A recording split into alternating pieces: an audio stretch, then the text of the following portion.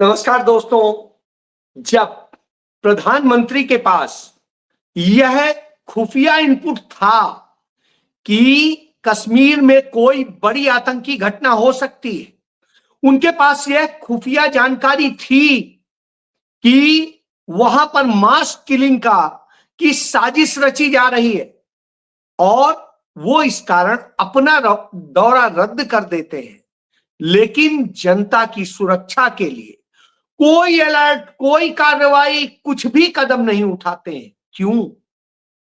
क्यों प्रधानमंत्री नरेंद्र मोदी घटना से बेफिक्र होकर दुनिया की सैर करने चले जाते हैं, चुनाव प्रचार करते हैं और सब कुछ करते हैं, लेकिन इस देश के उन जाबाज लोगों के मौत पर उनके आंसू नहीं बहते? क्यों? क्यों वो पाकिस्तान के बीच, तनाव के बीच 244 जिलों में जो है हाई अलर्ट और जब मॉक ड्रिल और सबकी बातें करते हैं, मगर वह यह नहीं बताते हैं कि फिर डिजिटल इंडिया का क्या हुआ, डिजिटल एरा में इसका क्या मतलब है। वह यह नहीं बताते हैं कि निर्दोष कश्मीरियों को अवैध हिरासत में रख करके क्यों प्रताड़ित किया जा रहा है। हजारों हजार युवा आज पुलिस की अभिरक्षा में है, हिरासत में है, और उनके साथ क्या क्या हो रहा है। कई पुलिस कस्टडी में मर गए। इसके बाद सरकार क्या कर रही है?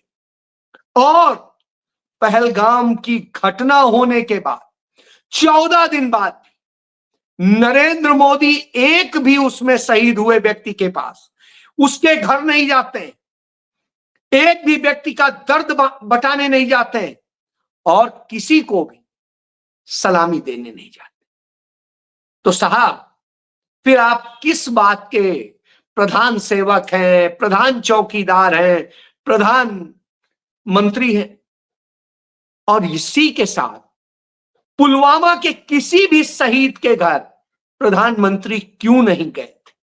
ये सारे सवाल आज खड़े, और इन सवालों का कारण यह है कि कहा जाता है एक हिंदू मरता है तो एक वोट ही जाता है, लेकिन यदि एक हिंदू किसी घटना में मारा जाता है, आतंकी घटना में मारा जाता है, या किसी मुस्लिम द्वारा मारा जाता है, तो भगवा वोट बैंक तैयार करता है। जी हां, यही शायद कारण और यही वजह है कि इस पर दुख व्यक्त करने के बजाय खुशियां मनाई जा रही। देश के प्रधानमंत्री नरेंद्र मोदी हैं और वो प्रधानमंत्री है तो उनकी ड्यूटी बनती है कि वो इस देश की सुरक्षा बलों और सबके साथ में चर्चा करके कारणों को निकाले और जो भी इन सब घटनाओं के पीछे हैं उन्हें पकड़े, उनके दर्द को साझा करें, उनकी मदद करें, उनके परिवारों से मिलें। लेकिन प्रधानमंत्री ने 14 दिनों में कुछ ऐसा नहीं किया। लेकिन नेता प्रतिपक्ष राहुल गांधी भी विदेश में थे, उनके पास कोई खुफिया इनपुट नहीं था, बावजूद इसके उन्हें घटना की सूचना मिलती है, वो तुरंत अमेरिका से अपना दौरा रद्द करके आते हैं। वो सबसे पहले सीधे इसको लेकर के, इस घटना को लेकर के कांग्रेस पार्टी की CWC में हिस्सा लेते हैं और निर्देश देते हैं कि वो पूरी तरह से सरकार के साथ है इस हमले के मामले में, सरकार कोई भी एक्शन ले वो उसका साथ देंगे, कड़े से कड़ा एक्शन होना चाहिए। बहरहाल वो इसके बाद जाते हैं जम्मू कश्मीर, वहां पर पीड़ितों से भी मिलते हैं, वहां कश्मीरियों से भी मिलते हैं और तमाम सारे लोगों से दर्द साझा करते हैं, उनके तमाम बातों को जानते हैं, वहां से तथ्य जानते हैं, क्योंकि उनके पास तो खुफिया एजेंसी है नहीं। वहां के मुख्यमंत्री से मिलते हैं जो वहां म्युनिसिपल का एक सिर्फ कह सकते हैं मेयर भी नहीं है, मेयर जितनी भी पावर नहीं, और उसके साथ चर्चा करते हैं, जनता के लोगों से मिलते हैं और फिर वापस आ जाते हैं दिल्ली, जो शहीद हुए होते हैं उनके याद में, उनके लिए शोक व्यक्त करने के लिए, आक्रोश व्यक्त करने के लिए कांग्रेस पार्टी के, यूथ कांग्रेस के, एनएसयूआई के और दूसरे साथियों, महिला कांग्रेस के लोगों द्वारा निकाले गए कैंडल मार्च जुलूस में शामिल होते हैं, शोक व्यक्त करते हैं। अगला उनका स्टेप वही होता है, सरकार की सर्वदलीय मीटिंग में भी वो कहते हैं कड़े से कड़ा एक्शन लीजिए, कार्रवाई कीजिए, किसी भी अपराधी, किसी भी आतंकी को बचना नहीं चाहिए, आतंक को जड़ से खत्म होना चाहिए, हम साथ खड़े। 14 दिन बाद भी कुछ नहीं होता है, सिर्फ हम कहानियां सुन रहे हैं, ड्रामे देख रहे हैं, अखबारों और मीडिया में तमाम सगुफे बताए जा रहे हैं। मैं कश्मीर से लौटा हूं, कश्मीर के उन इलाकों में गया जहां से कहा जा रहा है कहीं हम वाटर वार शुरू कर रहे हैं, कहीं कुछ शुरू कर रहे हैं, और सब सगुफा दिखाई दिया। जब मैं सोनमर्ग गया तो मैंने देखा सोनमर्ग की घाटी में एक भी सुरक्षा का विशेष इंतजाम नहीं। आज यदि आतंकी वहां आ जाएं तो कैसे रोका जाएगा? सरकार मीडिया एडवाइजरी जारी करती है तमाम चैनलों, अखबारों को कि आप कोई ड्रिल, कोई चीज वो नहीं दिखाएंगे, मगर स्थिति क्या है? स्थिति यह है कि इस देश का वह मीडिया जिसे गोदी मीडिया इसीलिए शायद कहा जाता है क्योंकि उसके नियम सरकार पे लागू नहीं होते। ये देखिए, जंगलों में पहले से ही है, लेकिन कुछ और भी टीम जो आ गई है स्पेशल ऑपरेशन। अब आप ये समझिए, ये सारे चैनल वह दिखा रहे हैं जो भारत के लिए खतरनाक है, वो सेनाओं की ड्रिल दिखा रहे हैं और चीजें दिखा रहे हैं, तैयारियां दिखा रहे हैं, एक्शन दिखा रहे हैं। यानी पाकिस्तान को किसी भी अपने जासूस को रखने की जरूरत नहीं, इन चैनलों से उन्हें पूरी जासूसी मिल जाएगी कि क्या सरकार तैयारी कर रही है, क्या सेना तैयारी कर रही है, क्या पुलिस तैयारी कर रही है। यह स्थिति है। और जब 4 PM सही बोलता है तो उस पर बैन लगा दिया जाता है, जब नेहा सिंह राठौर और मेडुसा सही बोलती हैं तो उनके खिलाफ FIR दर्ज करा दी जाती है। बहरहाल उसको लेके लड़ाई लड़ी जा रही है, वो रोने का विषय नहीं। विषय आज इस बात का है कि सरकार ने क्या किया। इसलिए कह रहा हूं, इस बात को नेता प्रतिपक्ष राज्यसभा मल्लिकार्जुन खड़गे ने बड़ा स्पष्ट तौर पे कहा कि नरेंद्र मोदी के पास पूरा खुफिया इनपुट था। उन्होंने इसी इनपुट के आधार पे अपनी 19 अप्रैल की कश्मीर की यात्रा रोक दी, रद्द कर दी। वंदे भारत ट्रेन का उद्घाटन करना था, वो भी नहीं किया। और 22 तारीख को हमारे नागरिक मार दिए, निर्दोष नागरिक मार दिए गए जो वहां पर्यटन के लिए गए थे। वहां का कश्मीरी परेशान है क्योंकि उसका पर्यटन छिन रहा है, उसका दर्द है। वो पर्यटकों को भगवान मानते, इसीलिए कभी पर्यटकों पे हमले नहीं करते क्योंकि वही तो उनकी आमदनी। तो उसे तोड़ा गया है। क्यों? क्योंकि वहां नरेंद्र मोदी के सबसे खास मंत्री महोदय के बेटे 7 स्टार होटल बना रहे हैं। उसके लिए जमीन और दूसरी चीजें चाहिए, लोगों की चीजें हड़पनी है। नरेंद्र मोदी के खास राष्ट्र सेठ वहां के मिनी स्विट्जरलैंड के इलाके की सारी जमीनें कब्जा कर रहे हैं, और वो गुजराती उनके मित्र वहां जाकर के जो ये कर रहे हैं उसे अपने निजी बिजनेस में तब्दील करने के लिए ये सारी चीजें होती। इसके बाद जहां यह घाटी में घटना होती है वहां सुरक्षा का पहला दायरा गेट के बाहर था जहां CRPF थी, और अंदर जाने के बाद में उसके ऊपर पहाड़ियों के सेना थी। तो आप बताइए, 14 दिन हो गए, 1 मिनट के अंदर दावा कर दिया कि इतने पाकिस्तानी थे, इतने हिंदुस्तानी थे, ये थे, वो थे, लेकिन आज तक कोई सुराग नहीं। आज तक सरकार एक भी व्यक्ति को पकड़ नहीं पाई। उनके ड्रोन बेकार गए, उनके तमाम सारे हेलीकॉप्टर बेकार गए, उनकी सुरक्षा बेकार गई, उनकी पुलिस और सब कुछ, सारी खुफिया एजेंसियों से लेके सब बेकार गया। क्यों? कहां चले गए? जमीन खा गई, आसमान निकल गया, कहां चले गए वो? जाने के रास्ते तो दो ही है, या तो ऊपर जाएगा या नीचे आएगा, दोनों जगह फोर्स है। और घटना के 1 घंटे तक फोर्स 1.5 घंटे तक क्यों नहीं पहुंची? सवाल यह भी है, सवाल यह भी है कि गोलियों की आवाज उन्हें ही नहीं सुनाई दी, बाकी सब सुन रहे थे। तो ये सारे सवाल खड़े हैं, और जब ये सवाल खड़े हो तो जवाब भी होने चाहिए।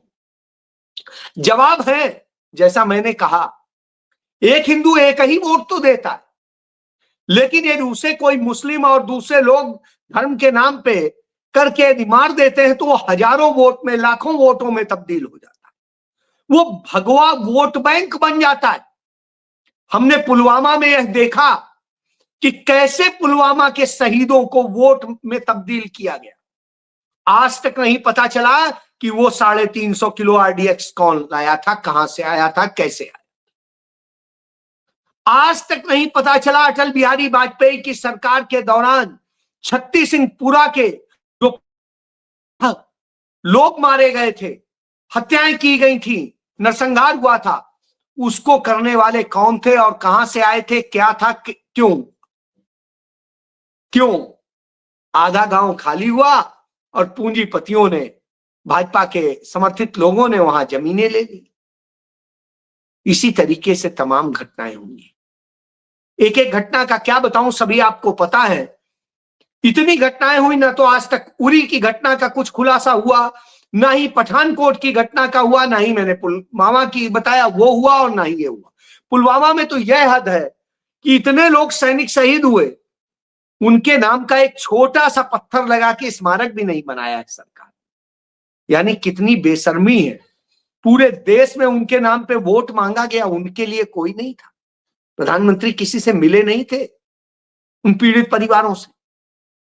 और आज भी यही स्थिति। राहुल गांधी कानपुर जाते हैं और उस द्विवेदी परिवार से मिलते हैं जिनका बेटा खोया था, उस बच्ची से मिलते हैं जिसका वह पति था, और उसके बाद वो हरियाणा जाते हैं। हरियाणा में लेफ्टिनेंट विनय नरवल के परिवार से मिलते हैं, उनके दर्द को साझा करते हैं और सब करते हैं। और दोनों जगह सबसे बड़ी बात यह है कि राहुल गांधी कहीं मीडिया से इस पर बात नहीं करते, कहीं पर भी वो इस पर राजनीति नहीं करते। लेकिन राजनीति कौन करता है? विनय नरवल की वह नई नवेली बहू जो सिर्फ 6 दिन की थी, वो सच बोल देती, वो कहती है हिंदू मुस्लिम का मसला नहीं है, यह कश्मीरियों का मसला नहीं है, यह असल में अमन चैन होना चाहिए, और जिस तरह की घटनाएं हुई हैं ये रुकनी चाहिए, नहीं होनी चाहिए। आतंकियों पर कार्रवाई होनी चाहिए जिससे भविष्य में ऐसा न। तो साहब, मोदी का ट्रोलर गैंग उस बेचारी विधवा के आंसू दर्द पोंछने की बजाय उसको ट्रोल करते हैं, उसके बारे में गंदी गंदी बातें करते हैं और न जाने क्या क्या करते हैं। तो एक तरफ आप उन निर्दोष 3000-4000 कश्मीरियों को अवैध हिरासत में रख के पीट रहे हैं, मार रहे हैं, सब कुछ कर रहे हैं, वहां के युवाओं को परेशान कर रहे हैं, कई हिरासत में मर गए हैं। महबूबा मुफ्ती ने इस बात को लेके कहा है कि डुबो कर मारोगे, पूछोगे कश्मीरी हमारे साथ क्यों नहीं है। और फिर पहलगाम हमले पर जिस तरह की स्थिति है कि जांच के नाम पर किलिंग तो ना करिए, सच्चाई है। ये दर्द है, जब आप ये करेंगे तो कश्मीरी आपके साथ कैसे खड़ा होगा। और कहां भाग गए वो आतंकी, सब कुछ कोई जवाब नहीं। यदि राहुल गांधी की बजाय प्रधानमंत्री इन दोनों परिवारों में चले जाते, शायद बड़ी बात होती, बड़ा मैसेज होता, बड़े हो जाते। लेकिन छोटा व्यक्ति बड़ा हो नहीं सकता है, वो चाहे जितने बड़े पद पर बैठ जाए, छोटा व्यक्ति छोटा ही रहेगा और बड़ा व्यक्ति किसी पद पर न रहे तो भी वो बड़ा होता है, और वह देखने को मिल रहा है। राहुल गांधी का कद इतना बड़ा हो गया है, उन्होंने जिस तरीके से अमेरिका की ब्राउन यूनिवर्सिटी में बिल्कुल स्पष्ट कहा, कांग्रेस की गलतियों को स्वीकारा और उसके लिए खुद माफी मांगी, जबकि राहुल गांधी का कोई कसूर नहीं था उस वक्त, वो बच्चे थे, लेकिन फिर भी वो बड़ापन दिखाते हैं। इसी तरीके से जहां कहीं भी दर्द होता है वो रखते हैं। आप याद करिए, जब पटना में बीपीएससी के छात्रों को पीटा गया था, वो धरना दे रहे थे, राहुल गांधी उनके पास गए थे, लेकिन नरेंद्र मोदी या उनके सहयोगी दल, कोई भी नीतीश वगैरह कोई साथ नहीं देते हैं, लेकिन अन्याय करते हैं, बेईमानी करते हैं।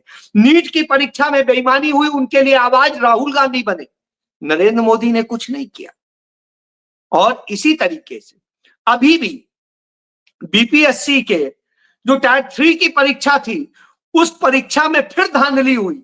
उसको लेकर के जब छात्र प्रोटेस्ट कर रहे थे, अभ्यर्थी प्रोटेस्ट कर रहे थे, तो पटना में उन पर लाठियां चलती हैं। नरेंद्र मोदी नहीं बोलते, उस पर भी राहुल गांधी बोलते हैं, या राहुल गांधी के साथी बोलते हैं, कन्हैया कुमार बोलते हैं। उधर नरेंद्र मोदी क्या करते हैं? नरेंद्र मोदी के साथी, नरेंद्र मोदी सब लूटने में लगे।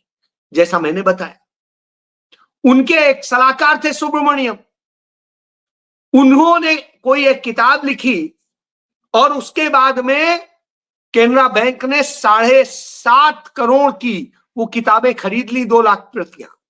इसी तरीके से तमाम और जगह। और फिर उन्हें नरेंद्र मोदी ने इंटरनेशनल बैंक में लगवा दिया भारत के प्रतिनिधि के तौर पे। अंत में उन्हें 6 महीने पहले ही इस्तीफा ले लिया गया। क्यों?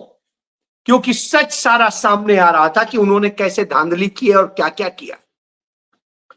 तो धांधलीबाजों के साथ वो खड़े होते हैं, लुटेरों के साथ खड़े होते हैं। वो वोट बैंक बनाने के लिए किसी की भी बलि दे सकते हैं, और वही ये कर रहे हैं।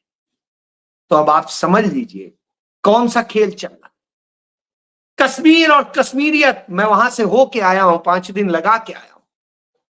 आप ये सोचिए, कश्मीरी इतने प्यारे हैं, इतना सहयोग करने वाले हैं कि आप सोच नहीं सकते। वहां कोई असुरक्षा का भाव नहीं।